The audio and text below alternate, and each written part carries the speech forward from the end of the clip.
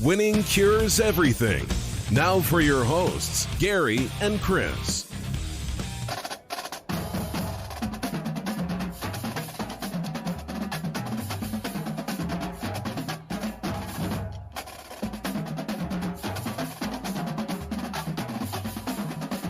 Welcome in. Winning cures everything. That's right. That was abrupt, wasn't it? It sounded loud. Sounded good. So, it is Winning Cures Everything. I'm Gary. And I'm Chris. Today is Wednesday, December the 16th, and we have got a lot to discuss.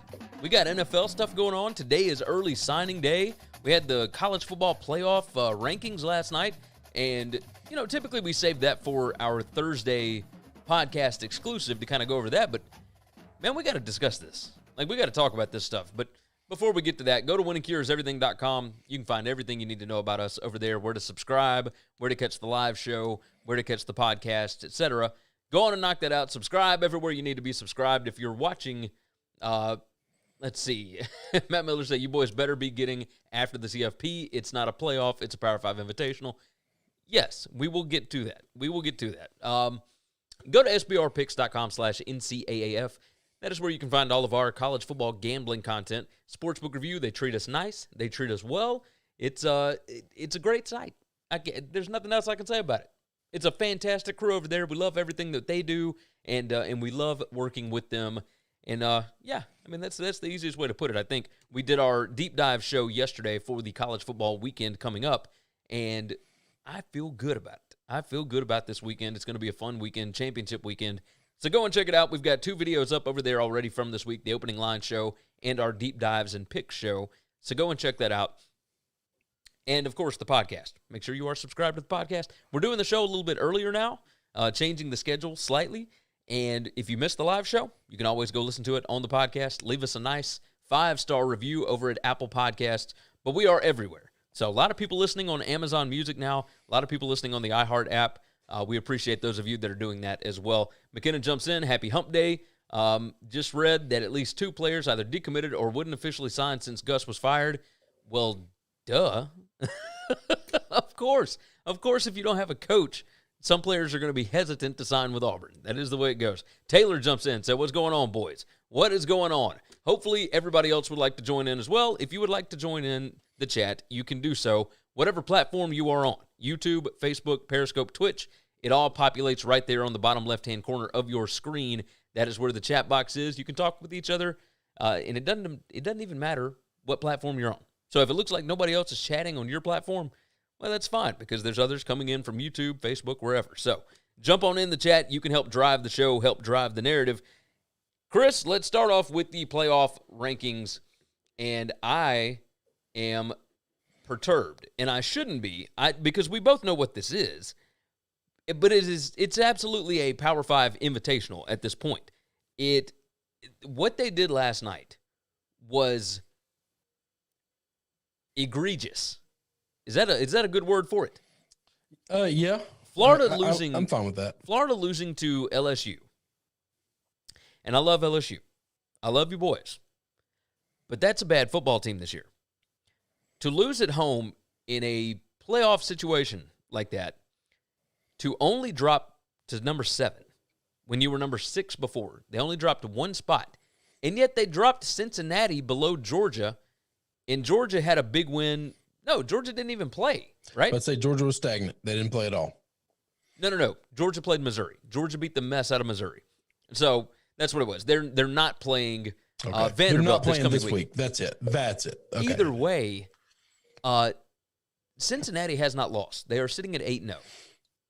Georgia is at 7-2. But give me a break here. Like, you're saying you can't move Florida back because they beat Georgia. What sense does any of this make? Like, Iowa State moves up to 6, but you got Cincinnati back at 9. You got Coastal, who is 11-0 with 2 top 25 wins. You got them sitting at number 12?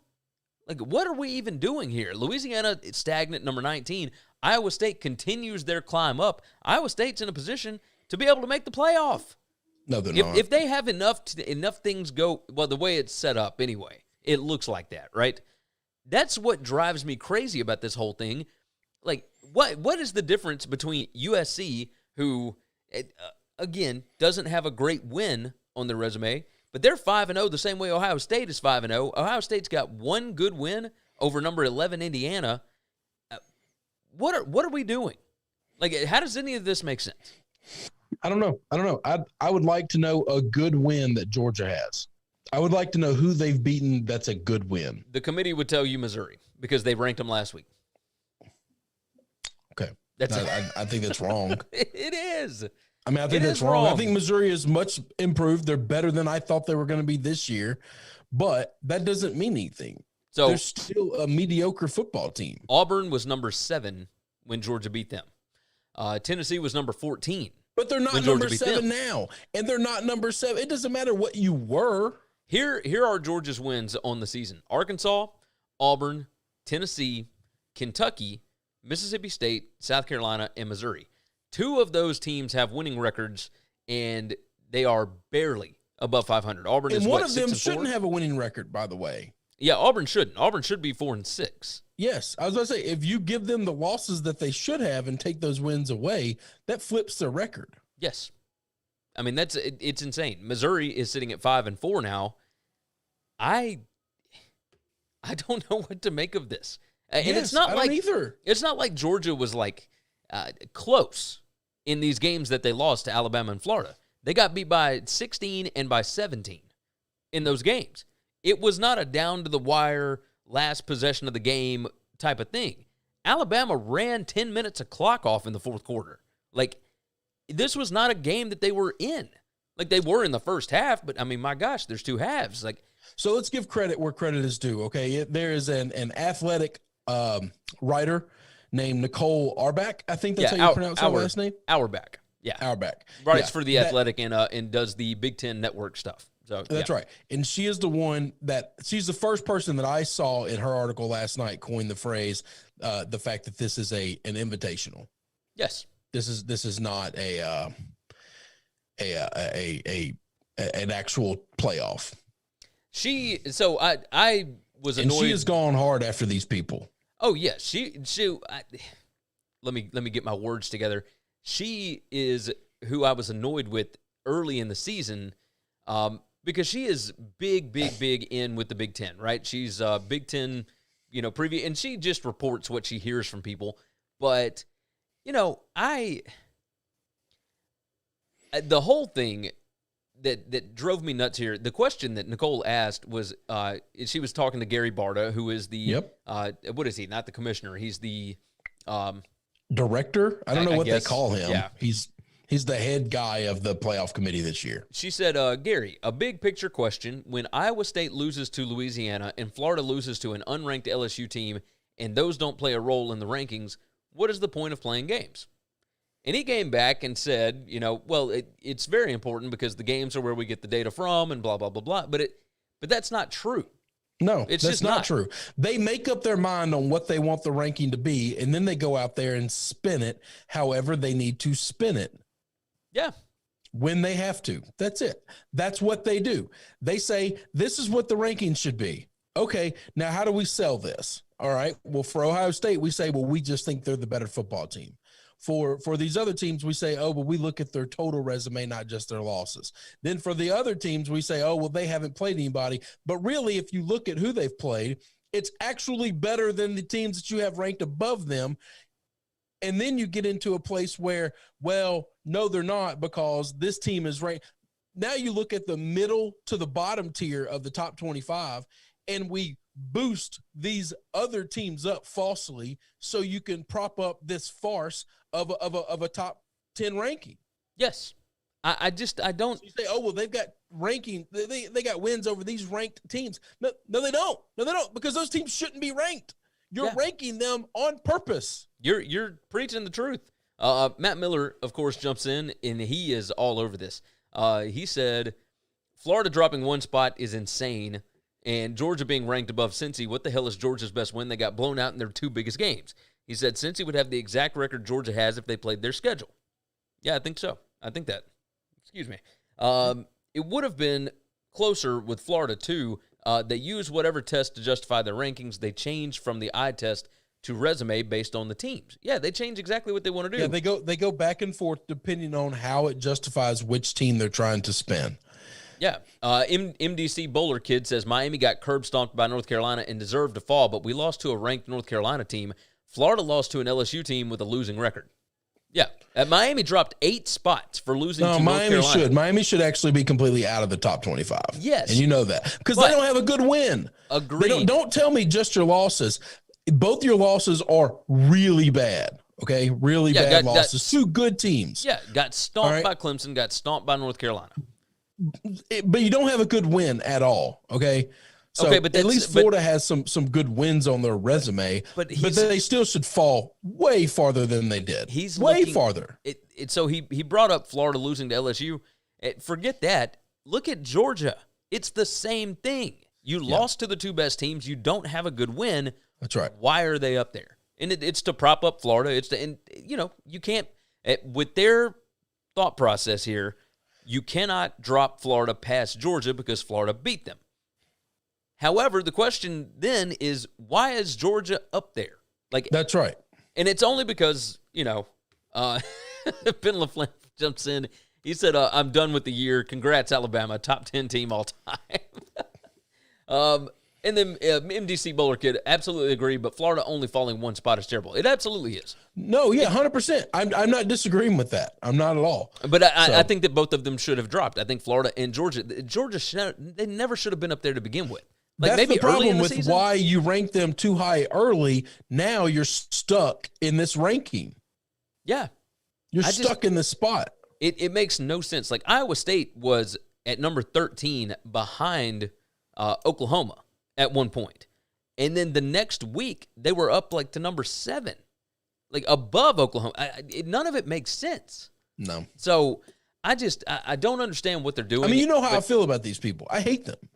I hate them. Casey jumps in. I said a couple of weeks ago that the world would be a better place if they were all dead. Okay? I don't know that I mean that, but damn. Now they're making it really hard for me to take that kind of shit back. Or how about this? If they just weren't involved with the sport, it would be better if they were not involved. No, I think if you're morally corrupt, if you're morally bankrupt, Gary, you're morally bankrupt. If your soul is black, your soul is black. It doesn't matter if it's in this thing or in that thing. Well, I think they're easily corruptible. And that's the problem. Here's the deal: they are doing what they are supposed to do for the people that pay their checks, right?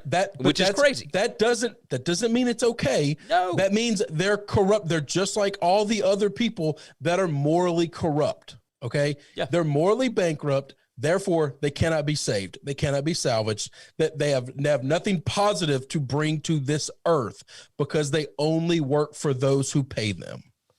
That's a problem. Yeah. Yeah, I'm with you. Let's see. MDC Bowler Kid said, I'm just glad as a Canes fan I can breathe easier now that Leonard Taylor and James Williams have signed on the dotted lines. Yes, you got a good class coming in. That is a good thing. Mark said, hey, guys, glasses are looking good, Chris. You wanted Notre Dame to win the ACC. We are getting close. What do you think? I think they got a shot. I think they've got a shot. Matt Miller agrees with you. If you sell your morals for money in one spot, you probably do it every day in life. That's right. That's right. You just can't be. The problem is you can't be trusted to not do it in any other part of your life. So while this is just college football, who gives a shit really? It's no different than people who do it to sell other people's lives. It is no different. No, I agree. When you're morally bankrupt, then you're morally bankrupt, and I can't help that. I am glad that they got San Jose State in at number 24. I'm happy that they at least did that because that is something that San Jose State will brag about. That's what they've always done, Gary. They litter the bottom with these little schools, and they say, "Look, we're throwing you bones. We're throwing you crumbs." This is what kings do: is they throw scraps to the peasants, and they wonder why the peasants aren't happy. It's you have a very strong case here. Piss on them and tell them it's raining all the time.